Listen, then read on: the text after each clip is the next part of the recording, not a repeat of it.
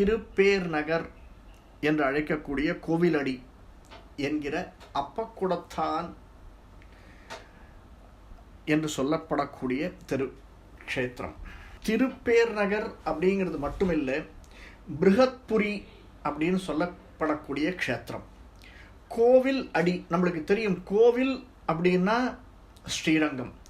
ஸ்ரீரங்கத்தினுடைய அடிவற்றி இருக்கக்கூடியது, ஸ்ரீரங்கத்தினுடைய அடியாக விளங்கக்கூடியது இந்த திவ்ய க்ஷேத்திரம்.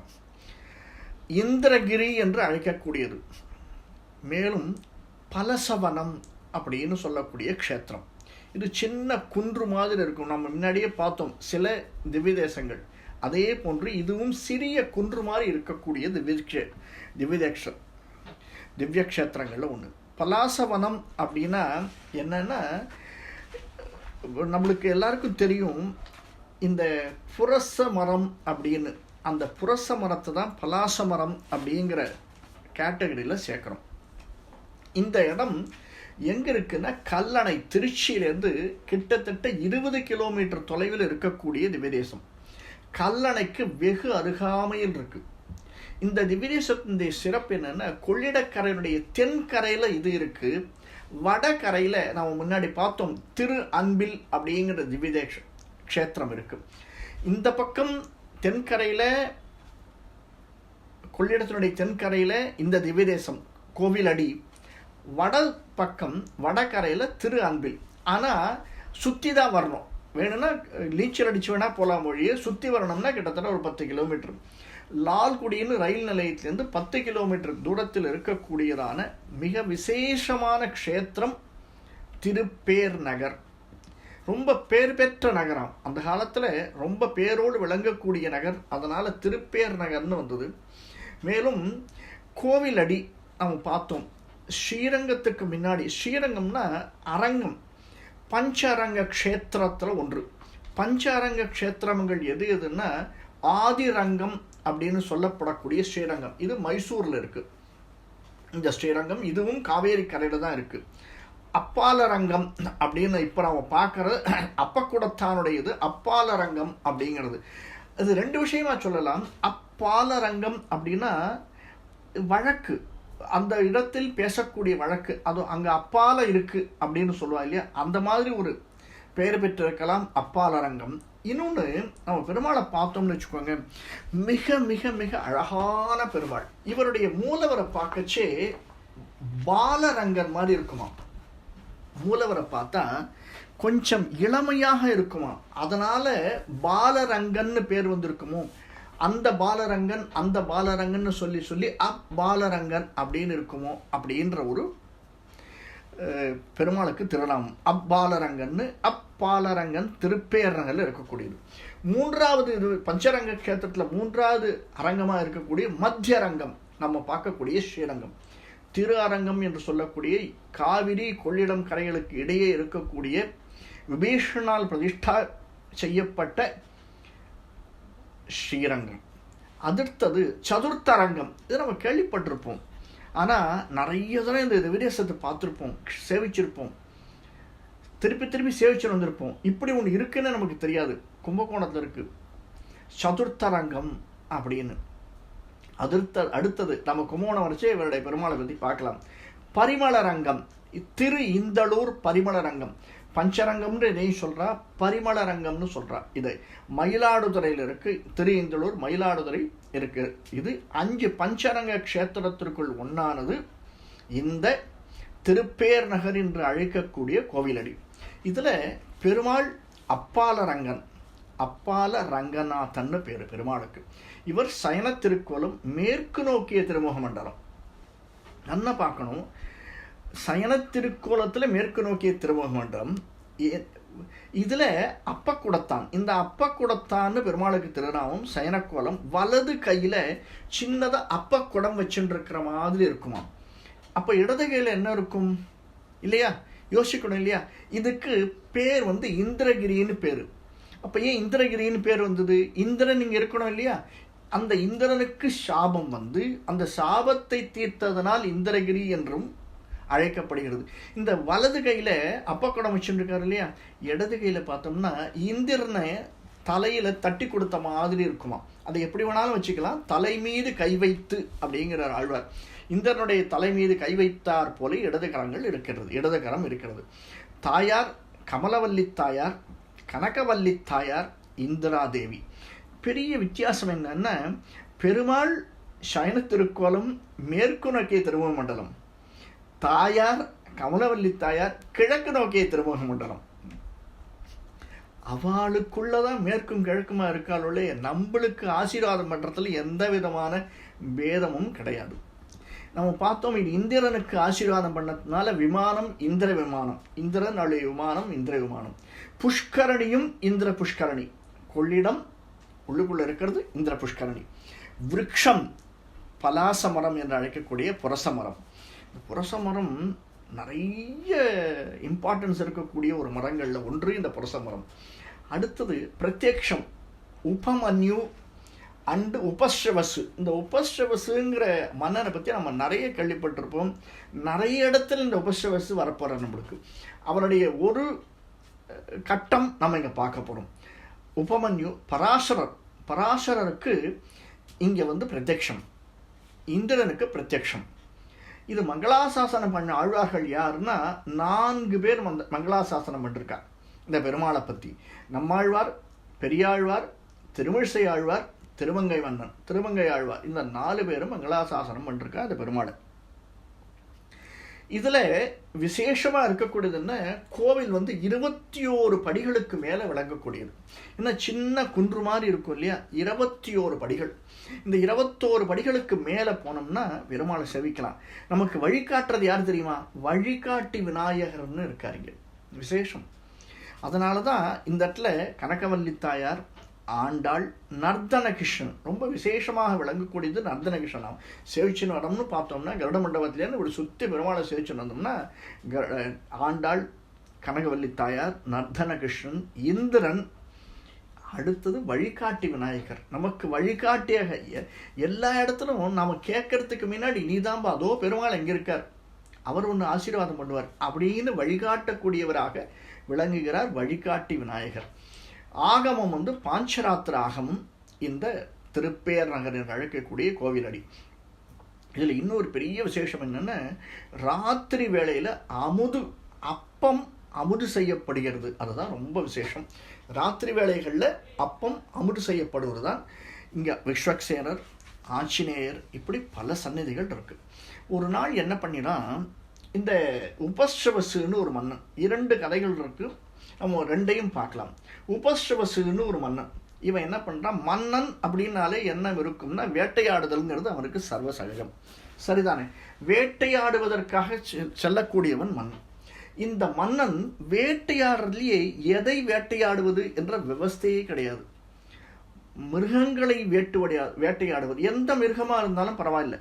ஆனால் இது நம்ம இன்னொரு இடத்துல பார்க்குறோம் இதே கதையை. இவன் என்ன செய்யறான், யானை தண்ணீர் குடிக்க வருகிறது. இங்கே கேட்ட மாதிரி இருக்குல்ல அந்த கதை. அந்த யானை தண்ணீர் குடிக்க வரக்கூடிய யானை வழித்தடம்னு இப்போ நம்ம பேசிட்டு இருக்கோம் இல்லையா, இல்லை அந்த மாதிரி அந்த காலத்திலேயே அந்த வழித்தடத்தை பார்த்து யானை இந்த பக்கம் போயிருக்குன்னு பின்னாடி துடைத்துட்டு போகிறான். இது என்ன பண்ணிருக்கு, ஒரு கௌதமருடைய ஆசிரமம் இருக்கு. அந்த ஆசிரமத்துக்கு பக்கத்தில் ஒரு குளம் இருக்கு, வாப்பி. அந்த கௌதம ஆசிரமனுடைய பக்கத்தில் இருக்கக்கூடிய குளத்தில் இந்த யானை போய் தீர்த்தம் அருந்த போகிறது. இவன் எங்கிருந்தோ பார்த்துட்டு இருக்கான். இதே மாதிரி ஒரு யானையை கொல்ல வேண்டும், யானையினுடைய சத்தம் யானையை தீர்த்தம் அள்ளி கொண்டிருக்கிறது, பருகி கொண்டிருக்கிறது, யானையை அடிக்க வேண்டும் அப்படின்னு தான் தசரதன் அடித்தான் இல்லையா? தவறு தானே அது. அதாவது முன்ன பின்ன பார்க்காம செய்யக்கூடிய காரியங்கள் எதையுமே நாம் நிறுத்தி நிதானமாக செய்ய வேண்டும் அப்படிங்கிறது தான் இதெல்லாம் உதாரணங்கள் நமக்கு. அப்படி இவனுக்கு யானையை கொல்ல வேண்டும், யானை தடத்தை பார்த்துட்டா அது பின்னாடி யானை போயின்னு இருக்குங்கிறது சத்தம் வருது, பின்னாடி போகிறான். கொஞ்சம் தூரத்துலேருந்து பார்த்தா யானை தண்ணீர் குடிக்கிறது, அடிச்சிட்டான். ஆனால் இந்த அடித்த போது அங்கே இருந்தது என்னன்னா, இன்னொருத்தன் இந்த பிராமணன் சந்தியா பண்ணிட்டு இருக்கான், கடமையை செய்து கொண்டிருக்கிறான். முதல்ல இது ஒன்று தண்ணீர் இறந்த போன யானையை கொண்டது, ஒரு பிராமணனை சேர்த்து கொண்டுட்டான். இப்போ பிராமணனை கொண்டவனே என்ன ஆகுது, பிரம்மஹத்தி தோஷம் வருது. யாரை கொன்னாலும் எந்த மனிதனை கொன்னாலும் தோஷம் உண்டு. அதை நாம் புரிஞ்சுக்கணும். என்னமோ யாரோ சொல்கிறா பிராமணனை கொண்டா மட்டும்தான் பிரம்மஹத்தி தோஷம். எந்த மனிதனை கொண்டாலும் அதற்குரிய தோஷம் வருகிறது. ஏன்னா இவன் தன்னுடைய காரியங்களில் வழுவாமல், கடமைகளில் வழுவாமல், கிரியைகள் சந்தியாவந்தனம் பண்ணிட்டு இருக்கக்கூடிய ஒரு பிராமணனை இந்த இடத்துல அடிச்சிட்டான். அடித்த உடனே இந்த கௌதம முனிவருடைய ஆசிரமம் இல்லையோ அது, இவனுக்கு சத்தம், கத்தர சத்தம் கேட்கறது. இவன் மட்டும் இந்த பக்கத்துலேருந்து வரான், முனிவர் அந்த பக்கத்துலேருந்து வரார். பார்த்த பிராமணன் அடிபட்டு விழுந்து கிடக்கிறான். இவனுக்கான மனசு பதைக்கிறது. யாருக்கு? இந்த உபஸ்ரவஸ்ங்கிற மன்னனுக்கு. ஐயோ நாம் இப்படி பண்ணிட்டோமே, நாம் செய்தது தவறாச்சே அப்படின்னு பிராயச்சித்தம் கேட்கணும்னு அவருடைய காலில் சாஷ்டாங்கமாக விழுந்து சேவிக்கிறான். நான் என்ன பண்ணுறதுன்னு பிராயச்சித்தம் கேட்குறான். அப்போ தான் அவர் சொல்கிறார், இந்த பக்கத்தில் புரசவனம்னு இருக்குது, அதாவது பலாசவனம். அந்த இடத்துல பலாச மரங்கள் நிறைந்த இடம் இருக்குது. அந்த இடத்துல போய் நீ தவம் பண்ணு. தவம் பண்ணினீன்னா உனக்கு பெருமாள் பிரத்யட்சமாவான்னு சொல்ற. அதை சொல்லிட்டு, அதை மட்டும் சொல்லலை, சொல்லிட்டு அந்த இடத்துல நீ தவம் பண்ணின பிற்பாடு அதற்கு அற்புறமாக பிராமணனை கொண்ட இல்லையா, அதனால பிராமணர்களுக்கு போஜனம் செய்வி அப்படிங்கிறார். தினம் ஒரு 1000 பிராமணனுக்கு போஜனம் செய்வித்து கொண்டு வா அப்படிங்கிற. ஒரு பக்கம் தவம் பண்ணிட்டு, இன்னொரு பக்கம் உன்னுடைய ஆட்களை வச்சு பிராமண ஆளுக்கு போஜனம் பண்ணிட்டு அப்படிங்கிறார். இவனுக்கு ரொம்ப சந்தோஷம். ஏன்னா நாம் செய்த தவறுக்கு ஒரு தீர்வு கிடைச்சிடுது இல்லையா. தீர்வே கிடைக்காம போயிட்டாதான் வருத்தமாக இருக்கும். இதை நம்ம நிறைய இடத்துல பார்க்க போகிறோம். அதாவது எவன் ஒருவன் செய்த தவறுக்கு வருந்துகிறானோ அதற்கு தீர்வு கட்டாயம் உண்டு. அப்படிப்பட்ட ஒரு சூழ்நிலையில் இவனுக்கு தீர்வு கிடைச்சதுங்கிற ஒரு சந்தோஷத்தில் இந்த இடத்துல பலாசன வனத்துக்கு வரான். இந்த இடத்துல பெருமாளை குறித்து தவம் பண்ணுறான். அந்த சமயத்தில் நிறைய பேருக்கு போஜனம் பண்ணி வச்சுட்டுருக்கான். போஜனம் பண்ணச்சே ஒரு முதியவர் வரார். இவனுடைய தவத்தை மெச்சணும் இல்லையா. பெருமாளுக்கு ரொம்ப சந்தோஷம். இவன் தான் செய்த தவறை உணர்ந்து விட்டான், தவம் செய்கிறான். இந்த தவம் ரொம்ப அழகாக செய்கிறான். அதை மெச்சணும்னுங்கிறதுக்காக பெருமாள் வர்றார். எப்படி? பகவான் மானுஷ ரூபேன அப்படின்னு பகவான் அழகான ஒரு முதியவர் இடத்துல வர்றார். இவன் நினச்சுடுறான், முதியவர் வந்த உடனே அவருக்கும் பிரசாதம் போட்டுருக்கான். சாப்பிட உட்கார்றார். அவர் சாப்பிட உட்கார்ந்த உடனே அதுக்கப்புறம் யாருக்குமே சாப்பாடு இல்லாமல் அனைத்தையும் உண்டு விடுகிறார். எல்லா பிரசாதத்தையும் சாப்பிட்றார். இவனுக்கு கஷ்டமாயிடுறது. பார்த்தா அதேதான் மகாபலி சக்கரவர்த்தி செய்த தவறு தானே அது. வாமனன் என்ற சிறு உருவை வைத்து தானே அவனை எடை போட்டு விட்டான். அதே மாதிரி இவர் முதியவர் அப்படின்னு இவன் நினச்சிட்டான் அரசன்.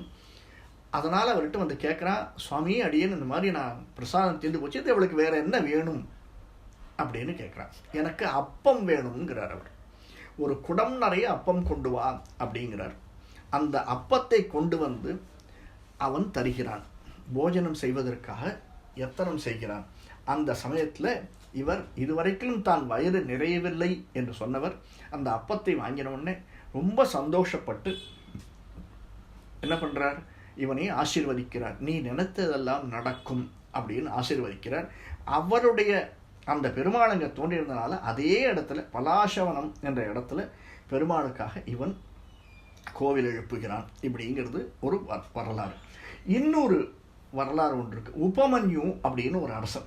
நம்மளுக்கு தெரியும், இந்த 2 பேர் ரொம்ப முனிவர்கள். எப்போ பார்த்தாலும் துர்வாசர் அண்ட் பிருகு, இவாளுக்கு மூக்கு மேலே கோபம் வந்துடும். எப்போ எடுத்தாலும் உடனே கோவிச்சுக்கிறது அப்படிங்கிறது இவாளுக்கு சர்வ சகஜமாக இருக்கு. அப்படிப்பட்ட துர்வாச முனிவர் அந்த உபமன்யு கிட்ட வர்றார். அதாவது முனிவர்களுக்கு என்னன்னா, யாரா இருந்தாலும் சரி, அரசனா இருந்தாலும் சரி, ஆண்டியா இருந்தாலும் சரி, அடுத்தவனாக இருந்தாலும் சரி, யாரா இருந்தாலும் தன்னை மதிக்க வேண்டும். இது சாதாரண மனுஷனுக்கே தெரிஞ்சதுப்பா. இது முனிவருக்கு தெரியாமல் இருக்குமா? ஆனால் அரசன் சில சமயத்தில் கர்வப்படுவது உண்டு. ஏன்னா அரசனுக்கு என்னன்னா, நாம தான் இந்த இடத்துல உட்காந்துட்டுமே, இந்த இடத்துல முதன் மந்திரியாக நாம் உட்காந்துட்டுமே, இனிமேல் நம்ம கீழே அவன் இருக்க போகிறான், நாமளே அடுத்தது பிரதான இடத்துக்கு போகலாமே, இப்படியெல்லாம் கனவு கண்டு கூடிய அரசன். அவன் இருக்கிறது சிற்றூர், அந்த ஊருக்கு அரசனாக இருக்கக்கூடியவன். ஆனால் அவனுடைய கனவு பெருசாக இருக்குது. அந்த காலத்தில், இந்த காலத்தில் இருக்கா, அந்த மாதிரி ஒரு கனவோடு இருந்தவன் உபமன்யு. ஆனாலும் இவன் நல்லவன். அதனால் என்ன பண்ணிட்டு இருக்கான், தவம் பண்ணிட்டு இருக்கான். அப்பப்போ தவம் பண்ணி தன்னுடைய ப்ராஃபிட்டை ஆட் ஆன் பண்ணிக்கிறது. அந்த மாதிரி சமயத்தில் துர்வாச முனிவர் வந்துட்டார். துர்வாச முனிவர் வந்தவர் என்ன செஞ்சிட்டார், பசிக்கிறது அவருக்கு. இதை இவன் கவனிக்கலை. துர்வாச முனிவர் வந்ததை கவனிக்கலை. ஒரு 2-3 செகண்ட் ஆயிடுறது. அவர் எழுப்புறார். இவன் எழுந்திருந்து பார்க்குறான், சாபம் விட்டுறார். துர்வாச முனிவர் சபிக்க போகிறார். அப்போ இவன் வந்து, சுவாமியே என் தப்பாக நினச்சிக்காதீங்க, நீ என்ன வேணும் உங்களுக்கு அப்படின்னு கேட்குறான். அப்போ சொல்கிறார் அவர், நான் வந்ததை நீ கவனிக்கவில்லை, அதனால் இனிமே 1000 வருடங்கள் நீங்கள் தவம் பண்ணிட்டுரு அப்படின்னு சொல்லிடுறார். என்னைக்கு உனக்கு பெருமாளுடைய கிருபை வரதோ அன்று வரையில் நீ தவம் பண்ணிட்டு, உங்ககிட்ட பொருளும் சொத்தும் இருக்கிறதுனால வரப்போகிற பிராமணாளுக்கு பெரியவாளுக்கு அத்தனை பேருக்கும் உணவு அளிச்சென்று அப்படின்னு சொல்லிட்டு போயிடுறார் துர்வாச முனிவர். இவனுக்கு ரொம்ப சந்தோஷம். எந்த இடத்துல சுவாமி நான் பண்ணணும் அப்படின்னு கேட்குறான். அதை ஒரு கையை காட்டுறார். இந்த இடத்துல நிறைய பலாச மரங்கள் இருக்கக்கூடிய, புரச மரங்கள் இருக்கக்கூடிய வனத்தில் நீ போய் உட்காந்து பெருமாளை தியானம் பண்ணு, வேறு எந்த செயலும் செய்யக்கூடாது அப்படின்னு சொல்லிட்டு மறைஞ்சு போயிட்டார். அந்த சமயத்தில் இதே மாதிரி எப்படி உபஸ்ரவசுக்கு வந்தாரோ அதே மாதிரி பெருமாள் வேஷம் போட்டுட்டு வரார்.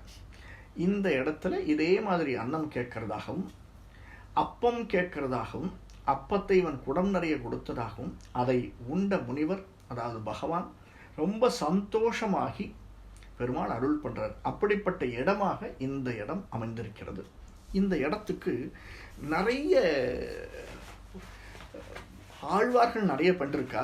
இருந்தாலும் நம்ம வனம், இந்த புரசை அப்படின்னு சொல்கிறோமே, இந்த புரசை அப்படின்றது நம்ம இங்கே கேள்விப்பட்ட மாதிரி இருக்கும்.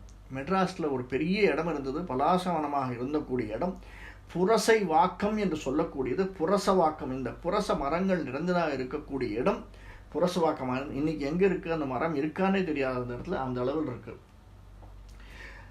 தமிழில் ஒரு நல்ல கவிதை மாதிரி ஒன்று உண்டு. அரசனை நம்பி புரசனை கைவிட்ட கதை அப்படின்னு சொல்லுவாள். அரச மரத்தை தொட்டு சுற்றி வந்து அடிவயிற்றை தொட்டு பார்த்தாளாம்னு. அரசனை நம்பினா அரச மரத்தை நம்பி புரச மரத்தை கைவிட்ட கதை. புரச மரத்தினுடைய ஸ்பெஷாலிட்டி நிறைய இருக்குது. அரச மரத்துக்கு அந்த அளவு ஸ்பெஷாலிட்டி கிடையாது. என்ன ரீசன்னா, புரச மரத்தினுடைய இதழ், அதாவது இலை, அதனுடைய விதை, அதனுடைய பட்டை, இது எல்லாமே அந்த மரத்தினுடைய பட்டையாகட்டும், வேறாகட்டும், இலையாகட்டும், மற்றவைகளாகட்டும், விதையாகட்டும், இவை அனைத்துமே மருத்துவ குணங்கள் கொண்டது புரச மரம். அதை சுற்றி வந்தால், அதை சுற்றி வந்து நாம் ஒரு பிள்ளைப்பேர் இல்லாதவர்கள் அதை சுற்றி வந்தால் பிள்ளைப்பேர் உண்டாகும் அப்படிங்கிறது தத்துவம். அது மட்டும் இல்லை, அதில் உண்டாகக்கூடிய அரக்குன்னு சொல்லுவார். சில மரங்களில் அரக்கு உண்டாகும். அப்படி இந்த புரச மரத்தில் அரக்கு உண்டாகும். அதாவது ஷெல்லாக் அப்படின்னு சொல்லுவாங்க அந்த அரக்கு. இந்த அரக்கு பிஷின் இருக்கு இல்லையா, இந்த பிஷின் தான் இப்போ நம்ம ஆப்பிளில் பார்க்குறோம் இல்லையா, ஆப்பிள் ஆரஞ்சு மேலே பழன்னு இருக்கு, கொஞ்சம் நீண்ட நாள் இருக்கணும் அப்படிங்கிறதுக்காக வச்சுருக்கா இல்லையா, அது இந்த மரத்தினுடைய பிசினாத்தான் பூசப்படுகிறது அப்படிங்கிறது ஒரு விஷயம். அடுத்தது இன்னொரு பெரிய விஷயம் என்னென்னா, புரசமரம் நம்ம கையில் நம்ம பார்க்குறோம். நிறைய பேர் கையில் எடுத்துன்னு போவான். எந்த சமயங்களில் கையில் எடுத்துன்னு போவான்னு நமக்கு தெரியும். பல இடங்களில் புரசமரம் சின்ன பிரம்மச்சாரி எடுத்துன்னு போகக்கூடியது புரச இலை. இது யாருடைய சின்னமாக விளங்குகிறது அப்படின்னா, சந்திர பகவானுடைய சின்னமாக விளங்குகிறது. புரச இலை வந்து சந்திர பகவானுடைய சின்னம். அடுத்தது இந்த விசேஷம் இருக்கிறதுனால இது சர்வலோக நிவாரணி அப்படின்னு போற்றப்படுகிறது. இந்த புரச மரத்துக்கு இன்னொரு பேர் என்னன்னா, பிரம்மதரு அப்படின்ற பேர் புரச மரத்திற்கு.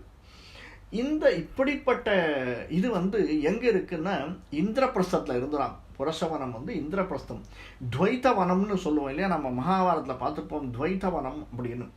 அந்த 2 இடத்துலையும், இந்திரபிரஸ்தத்திலையும் துவைத்த வனத்திலையும் அதிகமாக காணக்கூடிய மரம் இந்த பலாச மரம் என்று அழைக்கக்கூடிய புரச மரம்.